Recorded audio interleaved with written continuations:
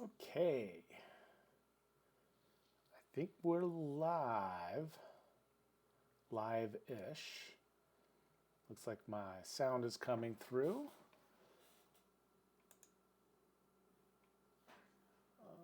Okay. Well, hi there. I am Sean D. Francis, and I am Dungeon Master for a group here in Chicago, and stream a lot of D&D content, make a lot of D&D content, and this particular stream is going to be the campaign diary. It's going to be the stream about the game that I just ran just a couple hours ago. For those of you not actively participating in the campaign, it may not always make a lot of sense to you. It's going to be a lot of inside information, but I'm hoping to make it general enough that you can take something away from it, that it's not just specifically about my campaign, but it's going to be about how I designed certain encounters, made certain maps, about the players and the decisions they've made, all that sort of things. You'll notice that in this stream, I think it's working, is the D&D Beyond interactive overlay. So you can actually take a peek at the players, the characters that the players are playing, and click in and see the stats and get additional information about those characters. What you need to know, this was the second session of the campaign. The first session really was a pure introductory session of the characters to each other. And very simple call to action.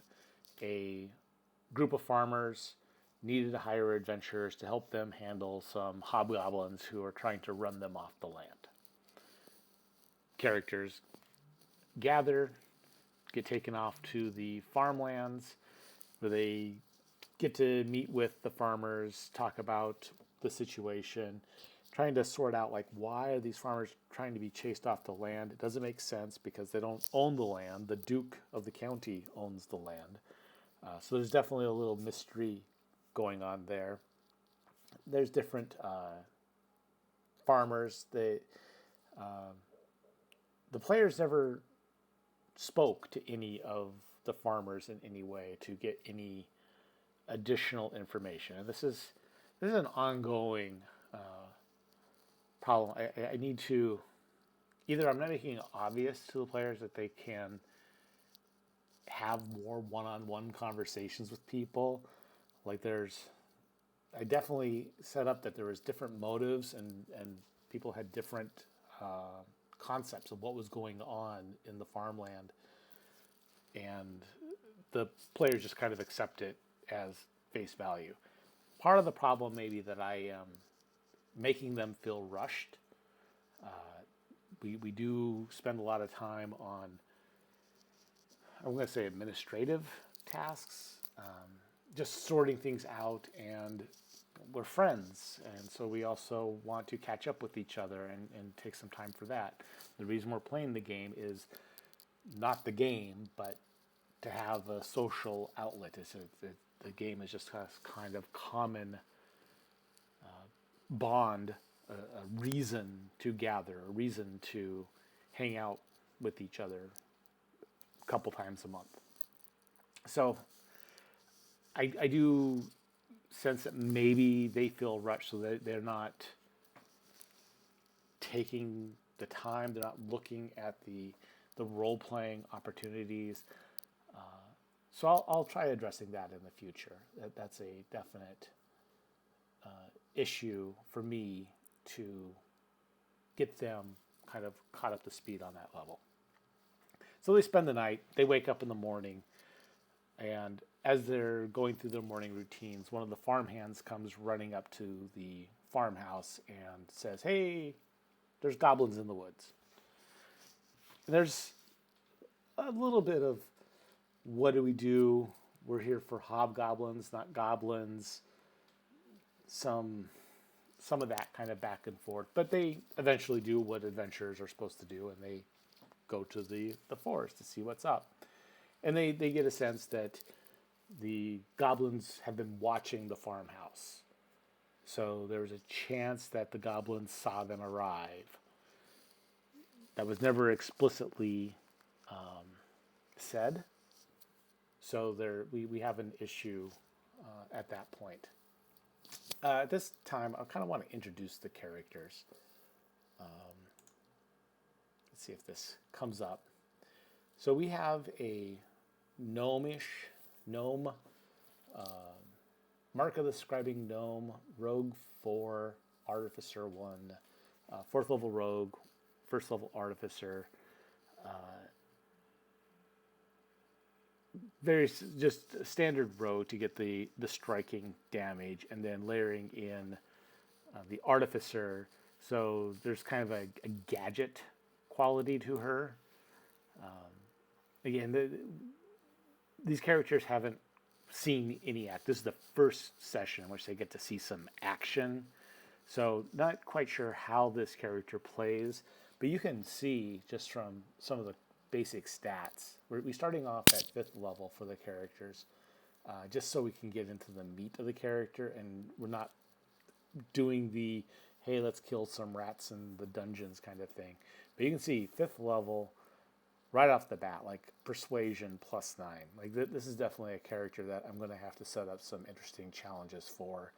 Insight +7. Like it's going to be difficult slipping things by this character. So it's definitely something that I'm going to see as an intense challenge. Next character, Vanta Black, playing the Unearthed Arcana Hexblood from the new Gothic races, lineages, ancestries. I'm not sure exactly what they're calling them now. Playing just straight up necromantic witch. Very fun, very interesting, to say the least. And here's this player hasn't played. What am I trying to say? This player has not played wizards, magic users much. So there is definitely a factor here of learning. And I too, in my previous campaign, doing 5th edition, we had a bard. That was pretty much the only magic that we were dealing with. A bard and a cleric. The cleric didn't play the entire campaign. But there's a lot of nuance in magic, like what spells to cast and that sort of thing. So we have the full-on wizard, straight wizard, and then we have a sorcerer. So artificer, wizard, sorcerer, and the sorcerer playing this out as a charlatan. Interesting backstory with this character. This player definitely is getting in on some of the weirdness of spellcasting, which is going to be a lot of fun. So between the wizard and the sorcerer, we're kind of coming at magic from two different points of view, and there's a lot of challenges, interesting challenges for me as a DM with that, because a lot of spell use means that there's a lot of encounter design that I have to be aware of. Like I have to be aware of how best to deal with area of encounter spells and puzzles that can just be bypassed through pure magic. So that sort of thing. It's an interesting challenge to say the least. Then we add in the Warlock Monk, who just on that level is adding in yet another component of magic use, coming in with the warlock aspect. Very, very interesting there. Also, like monks in and of themselves, at times I feel are kind of broken, but for the most part, when faced with proper challenges, monks hold their own, and I don't feel like I can't. What am I trying to say? they can be challenged. I feel like I can challenge monks in the encounters I create. It's just I have to make sure that I'm making the encounter environment dynamic so that the monk's motion ability to move around the battlefield, means something. And that I admit that in my encounter designs, I'm not always 100% on that. And then we have our ranger, Rue, tiefling. There's some learning to be done with the tiefling as well. This Hellish Rebuke, I was just looking it up because I realized that she took damage in the encounter and she could have used this Hellish Rebuke. And it is a potent spell. I mean, 2d10 fire damage. It's just kind of insane. Yeah, there's a saving throw. It's a Dex 13, so most likely the saving throw will be made. But wow, it's just, especially as a reaction, it's that extra damage. The encounter that we ran through, there was 1 or 2 points where things could have really gone against the player characters, but for the most part, they were always in control of the battlefield. So take that as we want. And then I have an NPC with them. They don't have a healer, so I tossed in this Sister Malon, Priestess of Rao. Her big thing is she's not going to cast healing spells unless she really, really has to, and she's going to but making the characters kind of acknowledge and thank Rao. She's here for the conversion. She's here to press her religion onto other people. So her big thing is just using standard healing. So she has the healing feat, and which at 5th level, honestly, this is more than enough to heal up a character after battle for the most part. As you can see, we went through 1 encounter, and in terms of damage taken, Rue took the most damage. She's down 10 points. Moore had taken damage and was healed, took 8 points of damage, got healed for 5. Isaac is good. Vanta is good. And Sone got hit, but hit for 5. It was a pretty simple, straightforward encounter. So I do have all this on World Anvil. You can visit worldanvil.com, W. Arthale Sean D. Francis. That is where I have my full campaign reports and the world and all the other stuff if you're curious about learning some of the details about what's going on in the campaign. In terms of our write-up, as soon as the player characters entered the forest, they noticed that there was dried leaves on the ground that didn't belong to the trees that were above. So these leaves were placed there for some reason. They also, on a very successful perception check, saw a cottage through a copse of trees, and they couldn't really get there. The forest is too thick. They would have to find a way to go around to get to it. But Vanta, using some of her Hexblood abilities, tore out a chunk of hair and used a Mage Hand, a spell that could go 30 feet, which was far enough to get them through the thick trees that was blocking the cottage. And then Thaumaturgy was used to open up the windows so they could get the token right up to the window, and then Vanta was able to go into a trance and see that it was a dilapidated, abandoned cottage. They heard the flapping of some fabric. There's a flag that's flying up on the cottage, but it's weathered, sun-bleached. They really couldn't see what it was a flag of.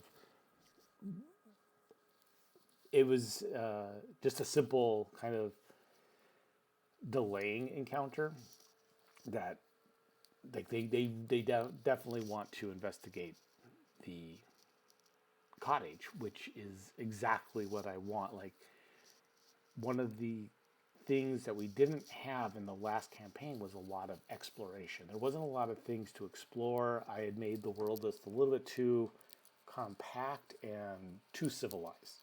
So here we have these opportunities of some wilderness and ruins and abandoned things to explore and learn. And since this campaign is not about a single epic quest, I'm thinking of it more in terms of a soap opera. I need lots of little hooks. So yes, like every little thing, like this abandoned cottage, has the potential of putting a quest in front of them, an adventure hook in front of them to do something more. They move on from the cottage, realizing that's not their main focus of being in the forest. They have these goblins. They need to find the goblins, address the issue. And as they're wandering along, they do stumble into a pit trap. And Moore was the only one who fell in. This is where I may be in the wrong in terms of traps, but this trap is going to spring no matter what. I really was the person who rolled the lowest on the dexterity check was going to fall in the trap. They had all failed the perception check to even see if the trap was there, so I did give them that immediate out. It was a difficult perception check. I fully admit that, but as you see, I sometimes the PCs I'm going to say this and it's going to sound like a negative thing. It's just more of a fact. They over optimize for certain things. And like the perception checks are definitely something that players don't want to miss anything. They don't want the adventure to not go on because they didn't spot anything. They got to give me, the DM, a little bit of credit that I'm not going to put them into a dead end and say, oh, I guess there's just no more adventure because you didn't see the secret door. But that desire to just see and know so that the adventure can continue is strong. So whenever I do want to spring something on them, it has to be difficult. And I just putting it out there that's, if it was straightforward and easy, they would have spotted it. Simple. They didn't spot it. And then because it wasn't spotted, it was going to trigger. And it was the person who rolled the lowest dex check. It just so happened to be the second person who crosses over it. So I had everybody do their dexterity checks. And then the person, I just then backed them up. And the person who fell in, I just kind of, you're on this side of the pit, and you're on this side of the pit, and you're in the pit. And it wasn't a difficult trap. It was a 20-foot drop into some spikes, wooden spikes. There was some poison damage that could be done there. So it's 2d6 worth of damage, plus Constitution saving throw with poison damage. Half poison damage if you succeed, full poison damage if you fail. So it was like, when all the damage was rolled, Moore took like 8 points of damage. It was enough to be like, oh crap, but not enough that it created panic and worry. The one thing that they realized as they were pulling more about is there's no way that this was a trap dug by the goblins. This was an old trap.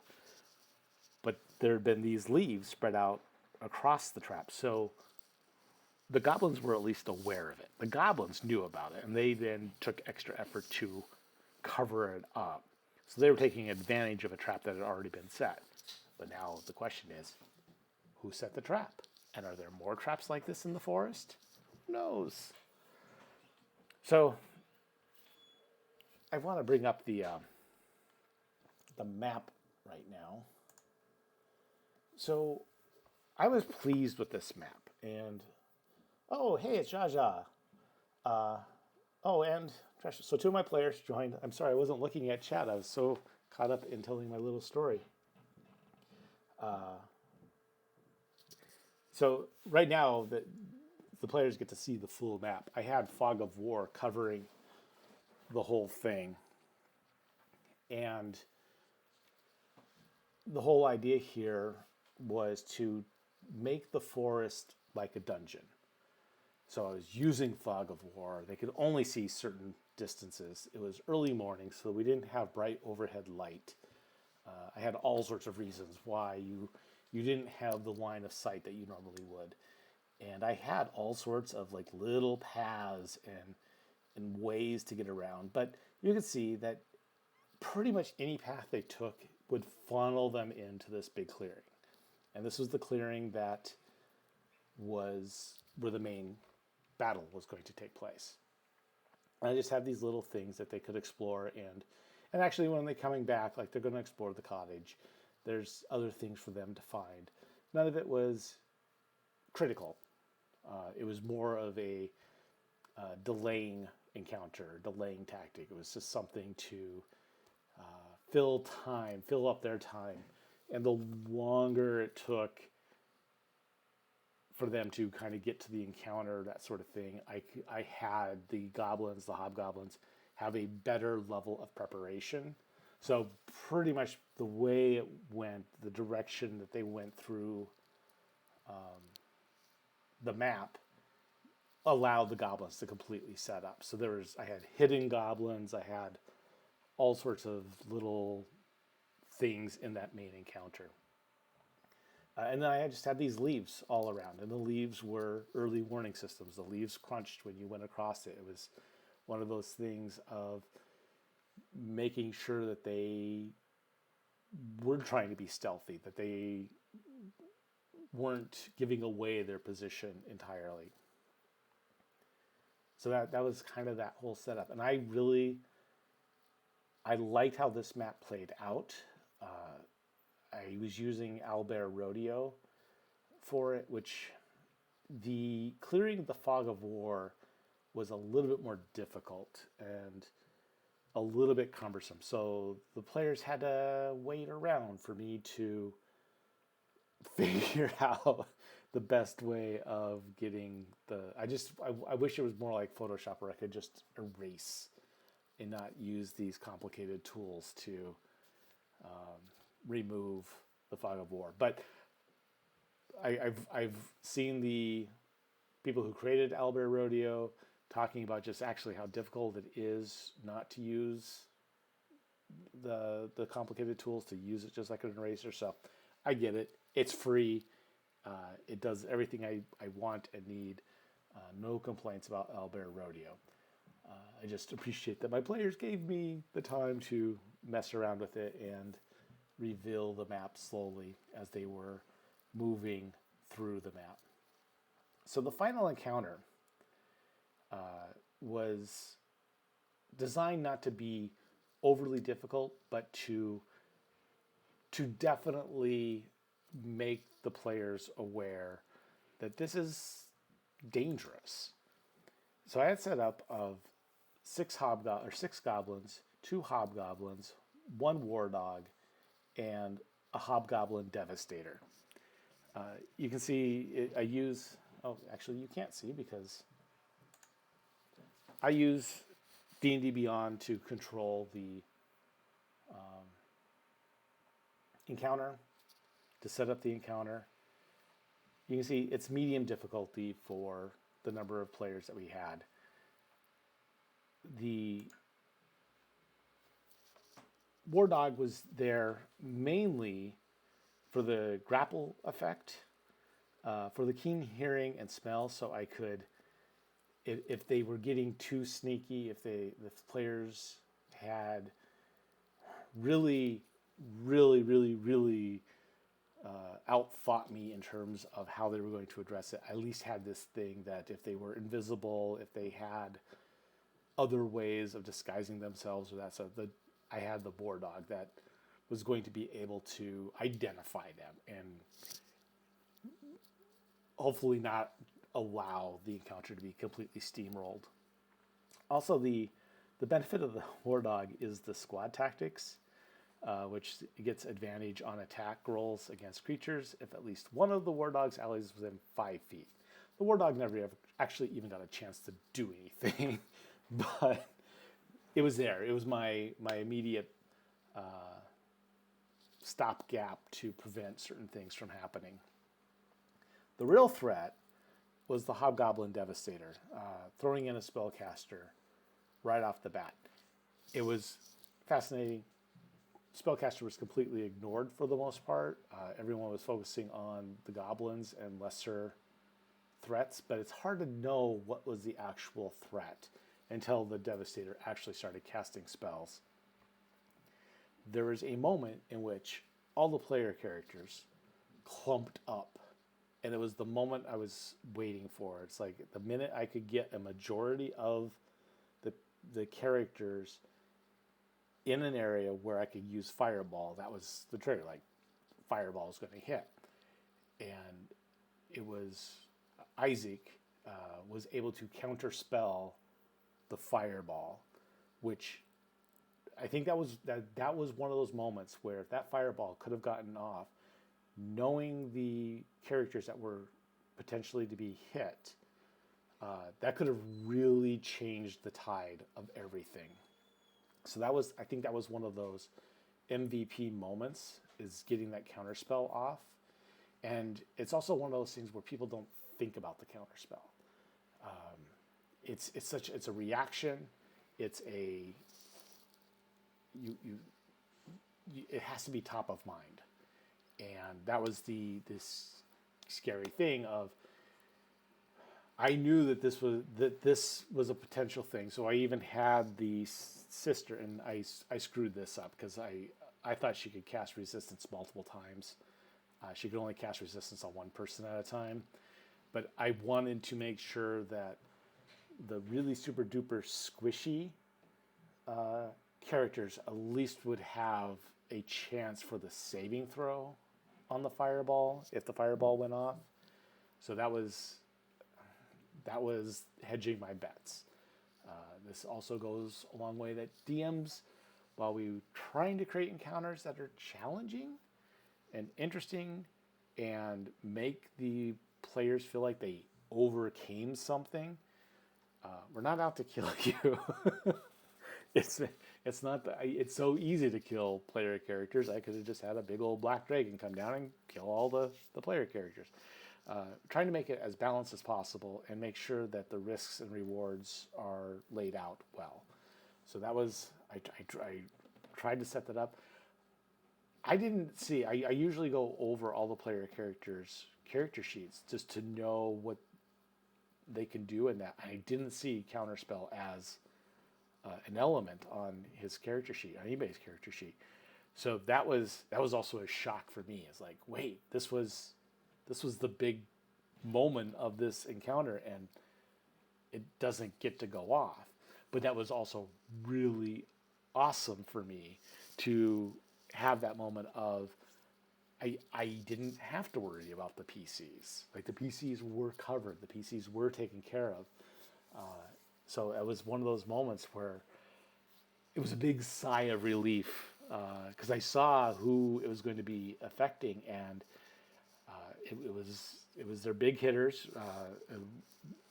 Rue, who was already taken damage, and Moore, who had already taken damage, and then we had the Sorcerer and the Artificer also in that range, and it could have gone really bad. So that was that fascinating point. But then Isaac was able to get his Fireball off, and that was definitely the cascade to the end, because that wiped out the Warlock. It wiped out a couple goblins. It really took the Hobgoblin Devastator down to I think to 25% of its hit points. Like, it was significant. So at that point, it was just cleanup, and we had the final killing blow to the Hobgoblin Devastator was done by the Artificer with a Witch Bolt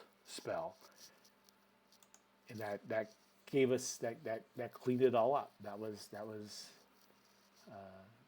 essentially the end. I had a goblin escape. My general rule: start combat fast, end combat fast.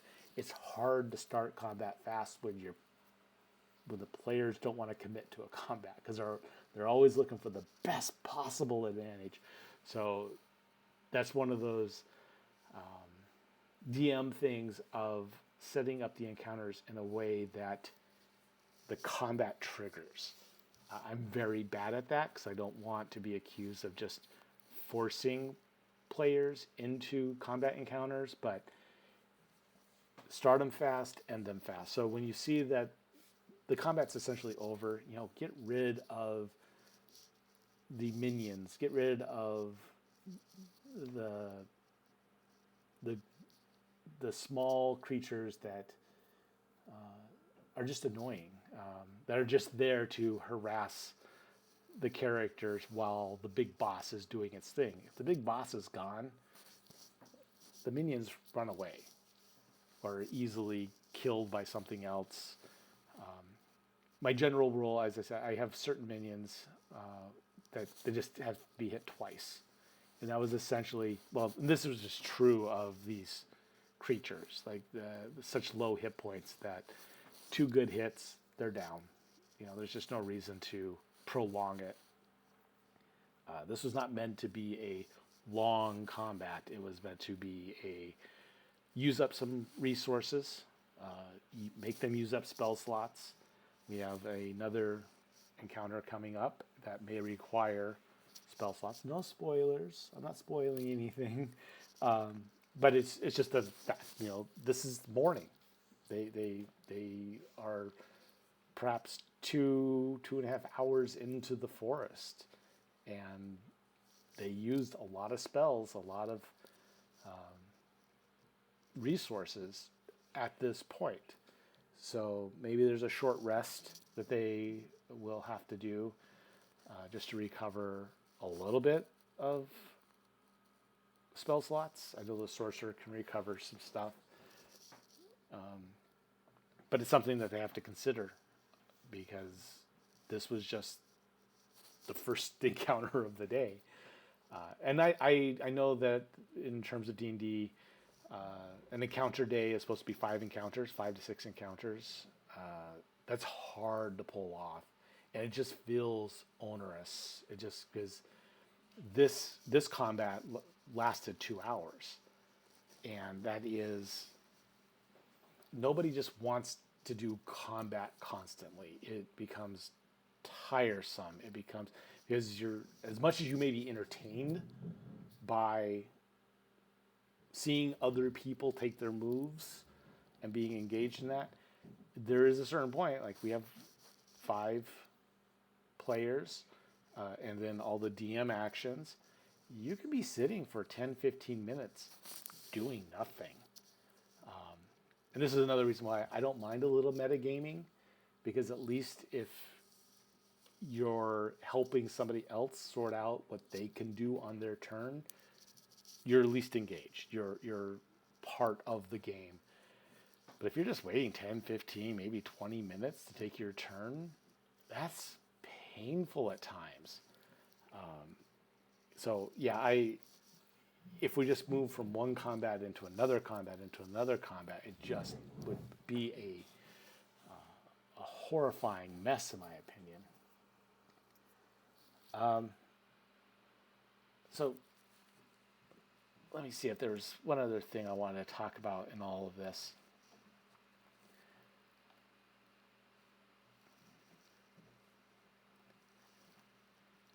Now I think that about covers it. It was an interesting combat, to say the least. I liked the way it came together. I had hidden goblins. The players did a great job in, actually let me call that map up again. So they came up in this little area, and you can't see my mouse, so it doesn't matter. When they came into the clearing, they did not all charge into the center of the clearing. So they were able to create a battle line of sorts that protected some of the squishier characters. So it prevented the goblins from actually swooping around from behind. There's actually two goblins that could have swooped around from behind, but one was killed fairly quickly. The other one was blinded and prevented from coming around. There was at least one attack on the rogue artificer from a goblin who was in hiding. But that was one of those things where I was trying to keep that battlefield as dynamic as possible and create a little bit of fear of like you don't know where the attack may come from. But I kept it fairly simple, fairly straightforward. I didn't do any ranged attacks.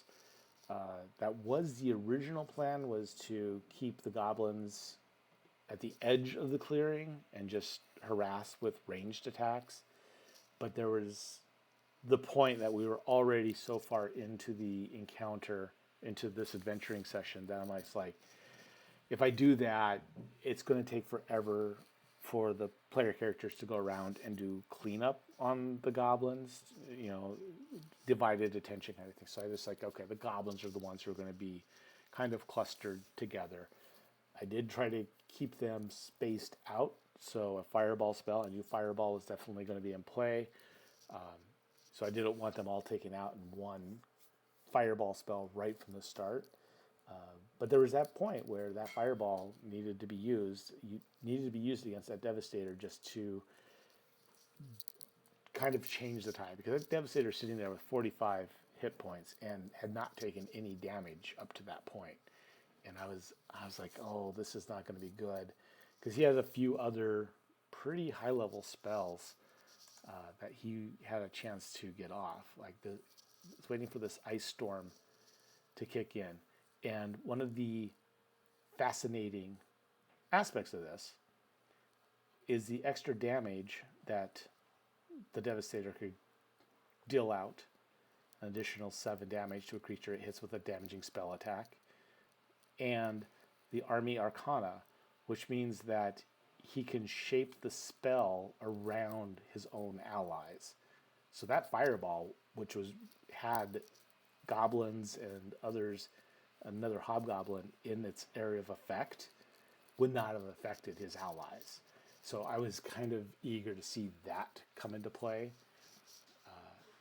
These hobgoblins, there's several variations of them that aren't the standard 1/2, not these low level ones. And I never triggered this. This was something I didn't trigger it for the low level hobgoblin, and I should have. It just wasn't on top of my mind at that time. I was balancing some of the other goblin activities, so the encounter could have been a lot more deadly than it was. I was just really focused on the hobgoblin Devastator's turns and trying to get some of its more devastating attacks out, which it didn't. It was able to cast Melf Acid's Arrow, the failed Fireball, and then it died. So it was a very sad encounter for the Devastator, but really good for the players. We still have to do kind of the experience, and there was some body looting going on, but we never really talked about the treasure that was attained from them. That'll be the start of the next session where we'll talk about, it's like, okay, I assume that you went through all the bodies of the goblins that you killed and the hobgoblin that you killed, and collecting coin and treasures and that. Like, there's scimitars and arrows and things like that can be collected. But they essentially they're out on a war party. Like, all their stuff is back at camp, so they weren't carrying a ton of extra stuff with them. I think that's pretty much it for the campaign diary. I didn't know how long this would last, and I'm glad to see some people showed up in chat. Hopefully I didn't spoil anything for my players. I gotta ask, if you're still there in chat, are you able to use any of the D&D Beyond tools in the chat. So you see the D&D Beyond overlay and being able to click on the characters and pull them up. I'm just curious if that is working for you. Let me know. I want to know if this is a good way to do the campaign diary or not, so people can kind of see what.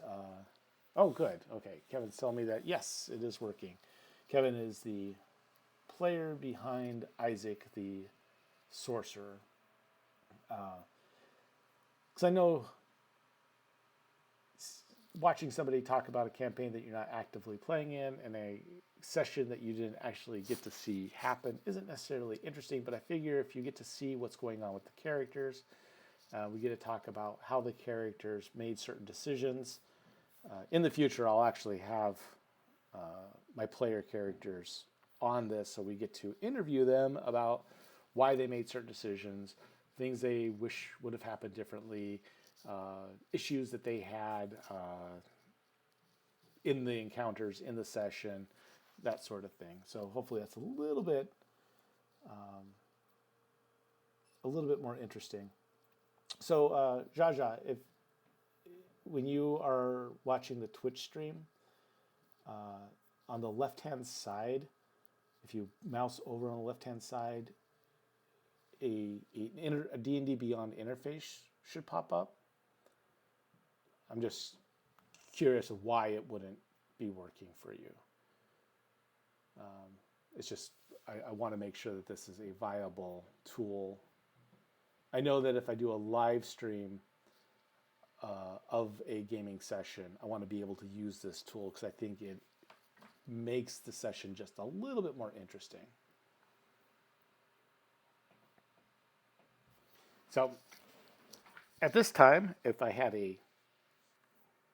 Oh, you're on mobile. Okay, that explains it. Yeah, I don't know if it shows up on mobile or not. But at this time, if of the handful of viewers that I have here, if there's any questions that you have about the session, about the tools that I've used, about the characters, or some of the encounter building decisions I made, the map, anything of that sort, I will gladly answer. The map was made using Dungeon Draft, which I think is one of the best mapping tools available. I think it is a super simple to use. There's a lot of extra features with it. I find that it makes very, I'm not going to say pretty maps, but functional maps, and that's more important to me than pretty. And it doesn't take me forever to make a map with it.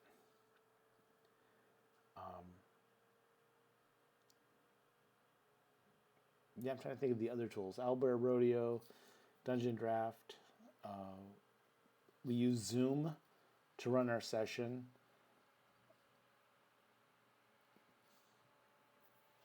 So that's about it. I don't see any questions coming in, anything of that sort. So I'm going to go ahead and sign off at this time. I'm going to do a campaign diary, hopefully, for every adventure we have, where I'll dive in more into encounter design, why I made certain decisions in the adventure, maybe some of the role-playing elements of the adventure. We'll see how that goes. And it's going to be a little bit more fun once we start really digging into character backstory. And that's definitely where I would love to have my players on to speak directly to their character backstory and how the character backstory is being revealed and that sort of thing. But until then, I stream Sundays and Wednesdays, 7 o'clock mainly. Ronnie, there rarely will be costumes. At best, I will wear my D&D t-shirts. I know that we do have cosplayers in the group, but really it's comfortable Sunday gaming. So we try to be as laid back and comfortable as possible. But yeah, I'm sure that there can be a witch's hat.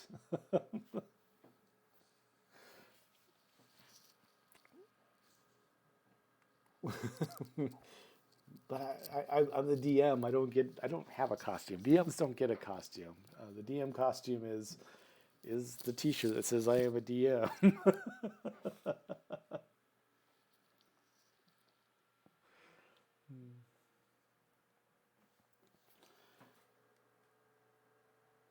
Okay, so I am gonna sign off. Say goodnight. I hope this was interesting enough, at least. But look out for my future. Oh, I could roleplay as Matt Mercer. I don't have that glorious hair that Matt has. And I think he's been working out. He and Travis must have been working out, because I was looking at the latest Critical Role stream, and the dude got built up somehow. Like, I just don't remember him having that physique before. When I see him a long time ago, he seemed a little bit scrawny, and he's kind of swole right now. I don't think I'm a wig person. That's the problem with red hair, is like with the beard and that, it's hard to match things up. At best, there just aren't a lot of good red-headed.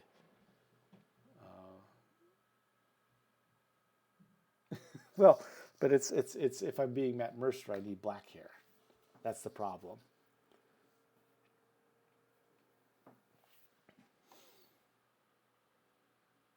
Although I guess I could do Liam. Did I just destroy something? I did. Move my windows around, and I don't know. I don't know what's going on here.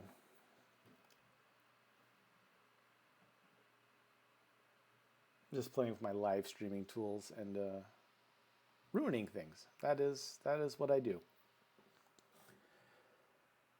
So what was I saying? Okay, so my other streams, so Campaign Diaries, which is pretty niche, I admit. It is about just the campaign I'm currently running. I do a stream called Let's Build a Funhouse Dungeon, where I am essentially building out traps, puzzles, and counters in a mega dungeon. There's 36 rooms, and I do 1 to 2 rooms per stream. And that is where, if you're watching, you get to participate in helping me build out riddles and traps and puzzles and encounters and the whole concept of the dungeon. It is a prepper who was prepping for an apocalypse that never happened. So there's these 5 great weapons of Titan type level creatures, and the goal of the dungeon is to go in and retrieve these weapons. And this prepper, so think of somebody in modern era who is gathering up supplies to fight the apocalypse, and that is the nature of this dungeon. So he's got traps and things protecting the goods that are in the dungeon, the fortress, not necessarily a dungeon. And then, my other streams are general D&D, where I call it D&D Salvage, and that is where I go through old D&D books and say, what can I use from these books? It's something Matt Colville did for 4th edition, but I was going through 2nd edition books and like, wait, there's still some good stuff here. So that's why I call it D&D Salvage. Like, let's not throw everything out. Let's see what we can use. But in general, all of these sessions are just about chatting about D&D. So if you just want to come in and just talk about D&D in any level, you want to tell me about your character, you want to tell me about adventures that you ran, I would love to hear it. I realized over the past 2 months is I don't have enough D&D in my life, and I can always have more. And that is the whole point of this, is to have more D&D in my life. So that's all I got. I'm going to sign off now. So y'all have a great night.